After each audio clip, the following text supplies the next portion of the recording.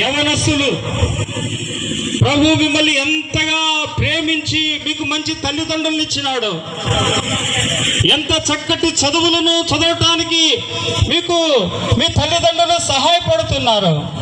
వారి పొలం పని చేసో, ప్రైవేట్ ఉద్యోగాలు చేసో,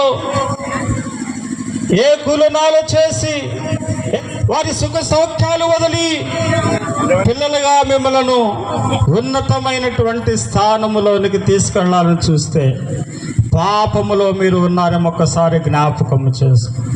మా నాన్న చూడటం లేదులే, మా అమ్మ చూడటం లేదులే అని మీరు ఇష్టమైనటువంటి రీతిలో ఉంటే ఈ రాత్రి జ్ఞాపకము చేసుకో. జాగ్రత్తగా విందాం.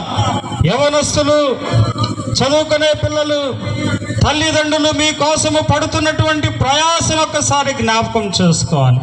ఈ యోసేపు అనేటువంటి వ్యక్తి 4 గోడల మధ్య పాపమునకు ఒక స్త్రీ తొందర పెడుతూ ఉంటే ఆ 4 గోడల మధ్య నుంచి పారిపోయి వచ్చా. బాగా జాగ్రత్తగా గమనించాలి, ఈ మాటను చాలా జాగ్రత్తగా గమనించాలి.